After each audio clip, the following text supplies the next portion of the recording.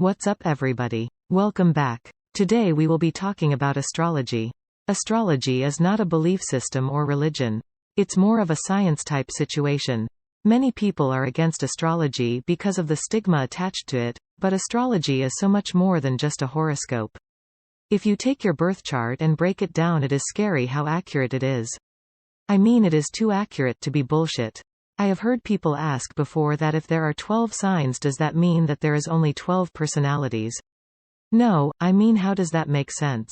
If you analyze your birth chart, you will see that although you are the same sign and have similar personalities, you are not the same at all. There are so many factors to look at. Apart from your chart, I do feel that circumstances like how you grew up or trauma, even major life-changing events, can alter your personality. Astrology helps you to understand why you are the person that you are or have the personality that you have. It even helps you to understand the people around you. Some people may feel that their sun sign does not quite fit them, but you have to look at your other signs and placements as well. Astrology becomes very complex as you start digging into it. It's a lot of math and precise calculation of the celestial bodies. So where did it start? Going back over 20,000 years, it originated in Babylonian times. There are evidence found of tracking the stars on bones and cave walls which showed the lunar cycles. The moon is a big part of it because it's our closest celestial body and has the biggest effect on us. Among other, it affects our tides and menstrual cycle, and it is constantly changing positions every 2 or so days. The sun will stay in a sign for 30 days, but the moon, however, takes a month to travel through each sign. Question? Do you think that the planets can affect our moods? Well, how many times have you heard or even said, "Geez, there must be a full moon. Look how much more your emotions are affected at night." You may feel a bit sick during the day, but at night you feel so much worse. For me personally, if I am going through something that makes me sad, I can function well during the day, but once night comes I am so much more emotional. Once the sun comes up and brings light, it lifts me up again. We have been calculating the stars for thousands of years. It went from Babylonian times to the Greeks, and the Greeks really worked on it. Plato and Aristotle regarded astrology as a science and a very real thing. Something that has been around for so long? Why do people just dismiss it? I think it's because people don't like to be told how and what they are. For me, it's just mind-blowing how they were able to track stars back then.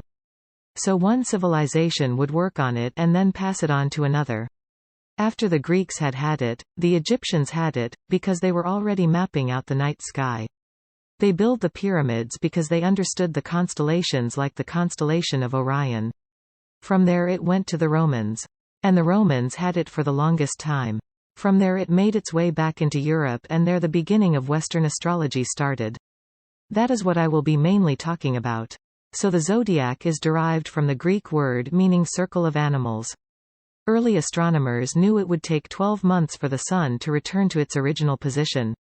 They were then able to identify the constellations and observed that they were linked to the progression of the seasons.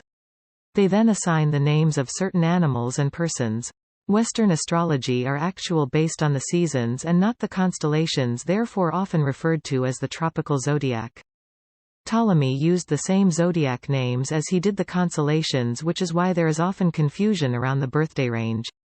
The actual tropical zodiac begins every year with Aries pseudo-constellation, or the Aries slice of the zodiac wheel, which is based on the position of the sun at the spring equinox on March 21st. The sun enters Cancer on the summer solstice, the longest day of the year, and then enters Libra at the fall equinox. Then enters Capricorn, at the winter solstice or shortest day of the year. What is a birth chart? Your birth chart is basically a map of you. When you generate your birth chart, you will need 3 things. Your date of birth, time and location. If you do not have your time of birth, it can change your ascendant or moon sign. The only people that will have similar birth charts are twins and people born in the same place at the exact same time. Birth charts is not what interests you have, but how you react to things. So you have a sun sign, moon sign and rising sign. Your sun, moon and rising sign are most commonly no placements in your chart. Your sun sign is your personality as a whole. It will change a bit based on your other placements, but it is the core of your personality. Your moon sign is your deep inner self. Rising sign, also called ascended, is the outer layer of you. When people guess your sign, it is most likely that they are going to guess your rising sign. The 12 zodiac signs are Aries, Taurus, Gemini, Cancer, Leo, Virgo, Libra, Scorpio, Sagittarius, Capricorn, Aquarius and Pisces. Then we have the elements. Fire. They are Aries, Leo and Sagittarius. Some traits are strong, emotional, enthusiastic, passionate, temperamental and achievers. Next is air. They are Aquarius, Gemini and Libra. Some traits are powerful, creativity, fun, ideas, adventurous and exciting. There is water. They are Pisces, Cancer and Scorpio. Traits are refreshing, charming, mysterious, private, sensitive and emotional. Then you are also going to have a placement for planets. Mercury is your communication. Venus is love, beauty and money. Mars is assertiveness and aggression. Jupiter is luck and opportunity. Saturn is responsibility, time and routine. Uranus is individuality and revolution. Neptune is dreams, health and intuition. Pluto represents sex, death and transformation. Cardinal signs are Aries, Cancer, Libra and Capricorn. These signs kicks off every season.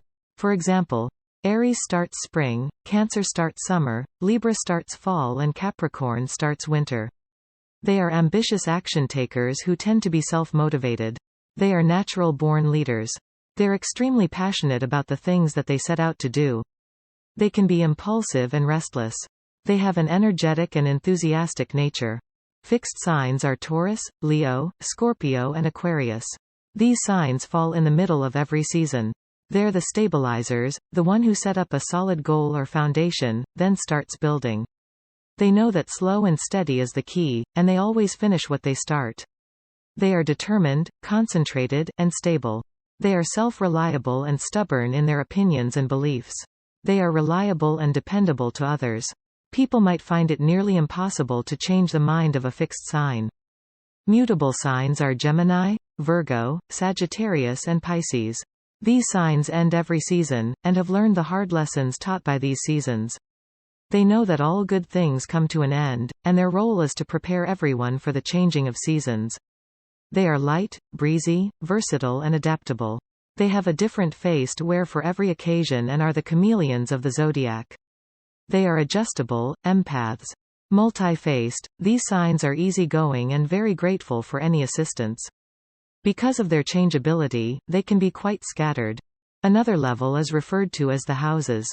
Two of the same signs will not have the exact same personality because chances are they fall under a different house. The houses are as followed.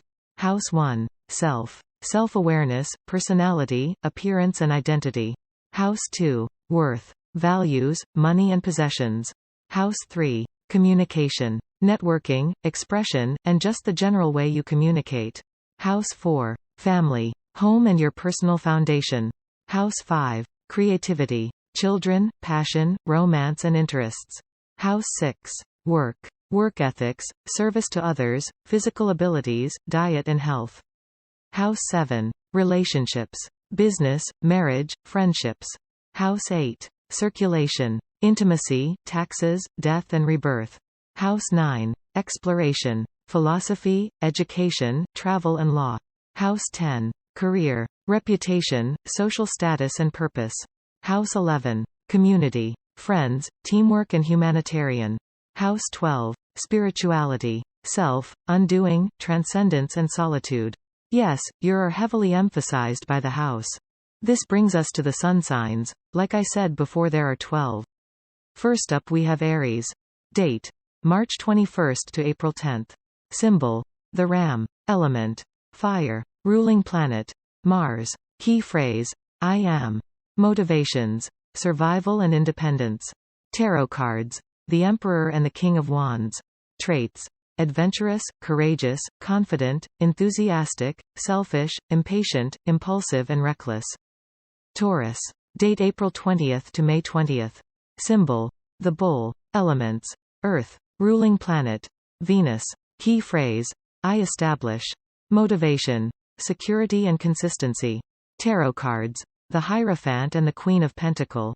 Traits. Warm-hearted, placid, determined, loving, greedy, possessive, self-indulgent and jealous. Gemini. Date May 21 to June 20. Symbol: the twin. Elements: air. Ruling planet: Mercury. Key phrase: I communicate.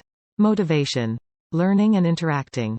Tarot cards: the Lovers and the King of Swords. Traits: adaptable, youthful, communicative, intellectual, superficial, inconsistent, cunning, inquisitive and tense. Leo. Date July 21 to August 22. Symbol: lion. Elements: fire. Ruling planet: the sun. Key phrase: I shine. Motivation: performing and leading. Tarot cards: the Strength and the Queen of Wands. Traits: faithful, creative, generous, enthusiastic, bossy, dogmatic, patronizing and interfering. Virgo. Date: August 23 to September 22. Symbol: the maiden. Elements: earth. Ruling planet: Mercury. Key phrase: I serve. Motivation: maintaining and fixing. Tarot cards: the Hermit and the Knight of Pentacles. Traits: shy, practical, reliable, diligent, fussy, perfectionist, harsh and overcritical. Libra. Date: September 23 to October 22. Symbol: the scales. Elements: air. Ruling planet: Venus. Key phrase: I relate. Motivation: balancing and analyzing. Tarot cards: Justice and the King of Swords. Traits: charming, idealistic, sociable, easygoing, self-indulgent, indecisive, and easy-influenced. Scorpio. Date: October 23 to November 21. Symbol: Scorpio. Elements: water. Ruling planet: Pluto. Key phrase: I transform. Motivation: regenerating and penetrating. Tarot cards: Death and the Queen of Cups. Traits: determined, passionate, magnetic, emotional, resentful, secretive and obstinate. Sagittarius. Date: November 22 to December 21. Symbol: Archer. Elements: fire. Ruling planet: Jupiter. Key phrase: I master. Motivation: experiencing and exploring. Tarot cards: the Temperance and the Knight of Wands. Traits: optimistic, good-humored, straightforward, freedom-loving, careless, irresponsible, superficial and tactless. Capricorn. Date December 22 to January 19. Symbol: the sea goat. Elements: earth. Ruling planet: Saturn. Key phrase: I achieve. Motivation: producing and succeeding. Tarot cards: the Devil and the King of Pentacles. Traits: ambitious, patient, reserved, practical, pessimistic, grudging, fatalistic and miserly. Aquarius. Date: January 20 to February 18. Symbol: the water-bearer. Elements: air. Ruling planet: Uranus. Key phrase: I socialize. Motivation: networking and envisioning. Tarot cards: the Star and the Queen of Swords. Traits: independent, loyal, friendly, intensive, unemotional, unpredictable, intractable and detached. Pisces. Date: February 10 to March 20. Symbol: two fish. Elements: water. Ruling planet: Neptune. Key phrase: I imagine. Motivation: dreaming and spiritualism. Tarot cards: the Moon and the Knight of Cups. Traits: sensitive, compassionate, sympathetic, imaginative, idealistic, secretive, vague and weak-willed.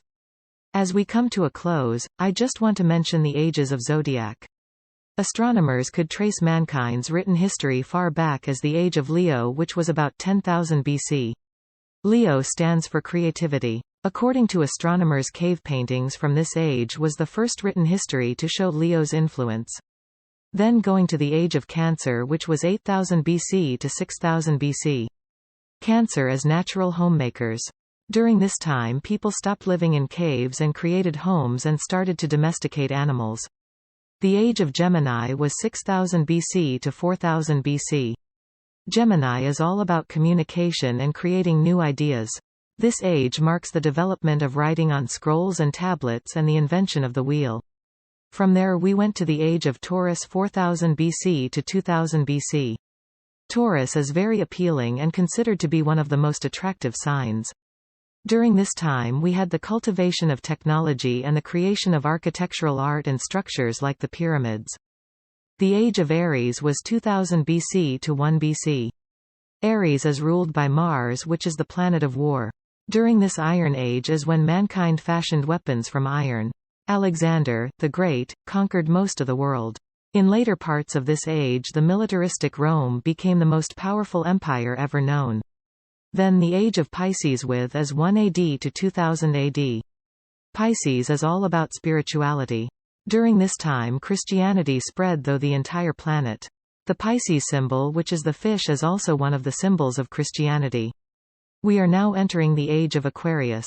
Aquarius represents awakening. Many people believe we are going to evolve our conscience and reinvent life on Earth. So this should make for a very interesting era.